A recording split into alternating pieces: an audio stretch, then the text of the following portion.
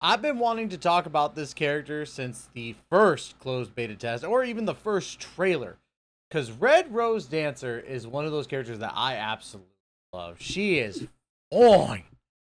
And I am not going to stop saying it because it is true. She is fine. So, today we're going to be talking about Red Rose Dancer and why she is actually one of the best support characters in the game. Now, if you like the content, make sure you hit that like and subscribe button down below. And don't forget to hit that notification bell to be notified of when the next Silver Palace video comes out.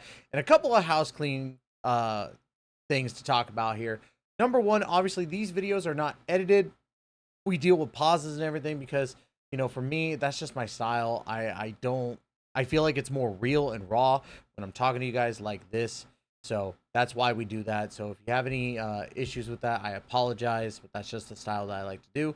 Number two, obviously, you know, everything that we're talking about here is subject to change. So we know that this is just closed beta test 2, and everything could change when the final product of the game comes out. So please make sure to realize that this stuff can change, and everything that I'm telling you right now for this character could obviously be 100% different, when the time comes that the game releases.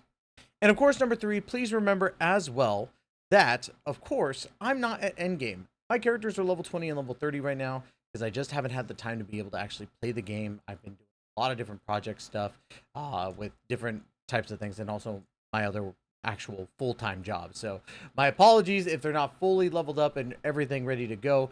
I'm not an endgame guy. I'm a very casual player of gacha games. So let's go ahead and dive into Red Rose Dancer. So let's take a look.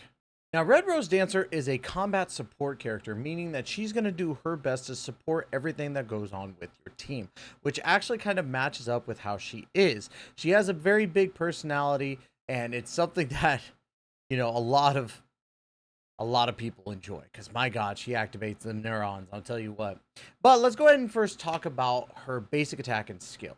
Now, basic attack, which is the Akimbo Overture, press the basic attack button and perform a combo up to 5 hits, dealing Ignis damage. The third and fifth hit grant a half rose petal respectively. Upon triggering a perfect dodge, press the basic attack button to immediately unleash a level 2 charged attack, dealing damage and interrupting enemies. And then we start to go into the charged attacks themselves. Hold the basic attack button and unleash a flurry of heavy attacks, dealing Ignis damage. And then on the level 2, hold the basic attack button to unleash a spinning heavy attack, dealing Ignis damage and gaining 1 rose petal. So you gain 1 rose petal by holding the basic attack fully, and then you gain halves on third and fifth hits. So by the time you're done with this and do a basic, you get 4 or 2 in total, right? I don't know why I said 4.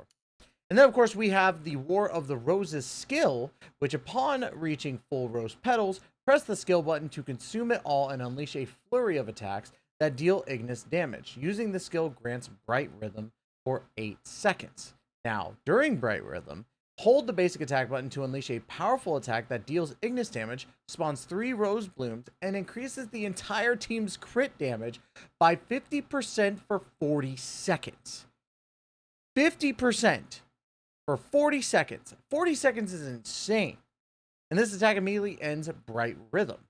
Max rose petals is 6, and rose blooms explode after 5 seconds upon being hit by an Ignis attack, dealing Ignis damage. Which, again, so this is pretty insane. Like, during this Bright Rhythm, and it's just crazy to me. It spawns the 3 rose blooms and increases the entire team's crit damage by 50%. It's pretty nutty that just is like, okay, boom, you get 50%. Red Rose Dancer is going to be absolutely insane for your team. And then for the ultimate, we have the grand finale. Upon reaching full charge, press the ultimate button to send Red Rose's dance into a crescendo, sending out countless thorns around her that deal massive Ignis damage. After the thorns disappear, 8 rose blooms sprout from the ground. The rose blooms explode after 5 seconds, and upon being hit by an Ignis attack, dealing Ignis damage. Now, that's the big deal with Red Rose Dancer, is getting this War of the Roses signature crit damage off, because then you could just switch to your damage dealer and go from there. So let's go ahead and test out that theory. So the big thing is going into the skill first to make sure that you actually get that 40% crit damage. And I kind of want to show first how that's going to work. First things first, we're going to go into our Bentham, and we're going to take a look at her skill right here and see how she's only doing like 30, 40 right now. I didn't get a crit yet. Let me see if I can get a crit going on here. I think that crit was 62, right? And we're only doing it so much, right? We're not doing a lot. Let me do this really quick. There we go. Okay. So now we switch to Red Rose Dancer. We got that going, and now we can actually activate this going on here. We got that. We're going to activate our ultimate, which is a beautiful ultimate, by the way. And then we're going to switch into Bentham. We're going to activate our ultimate here. She's hot, dude. And now we're doing more consistent crits for that 40 seconds. I even saw 74. Look at how consistent the crits are comparatively, right? And that's the whole point of Red Rose Dancer, which makes this whole thing just so much better in general for the character itself. Let me just do this. I love doing that skill. And boom. Perfect ending to that. Red Rose Dancer being able to boost that crit damage, or sorry, crit rate, I believe. Wasn't it crit rate? I'm pretty sure it was crit rate, if I remember correctly. So if we're boosting crit rate, right, and we look at, or is it, we'll see. We're going to go ahead and rewind real quick, just to kind of go over everything. But when we go to the skill, right, it's crit damage. So basically, we saw that 74, and we also saw an 87. So it's boosting that crit damage. So it's not more consistent. I was just dumb and being like, oh wait, it's so consistent. No. But what we actually saw is a boost of the crit rate. So we saw that we were originally doing like 23s and 30s, and our original crit was going up to, I think it was 55 to 67, and then we saw the boost up to 73, 87, which was kind of our range of what we were getting at. So it was really cool to kind of see all that kind of go on. I know it was a little bit confusing because I was trying to explain, but I kind of just, my brain kind of went all haywire. It's a little bit late at night. So let me go ahead and explain what I was talking about. So initially what you saw was my average hits were being around 30, 32, and I think it was about 50. So with the actual crit damage that we were doing, which was already at like, I believe a 50% lowest, was we were getting about, from what I was seeing, about 63 to like 65 or something like that. Then when you saw the extra boost on top of that from the skill of War of the Roses, you were actually seeing us go all the way up to 87 damage. Now, again, this is for a level 20, so that's actually pretty dang good for a level 20. You could only imagine how crazy it's going to get when you actually level up this character fully. So understand that that's already really, really good. And then you also combine it with the passive here. When we get those Rose Blooms, when Rose Blooms explode, all characters on the team deal 3% increased Ignis damage for 40 seconds, stacking up to 5 times. That's a 15% boost in Ignis damage, and you could pair her up with the likes of Alf, I think is Rex Ignis? Like, we can look at the characters. Let's look at the characters really quick on who is Ignis, right?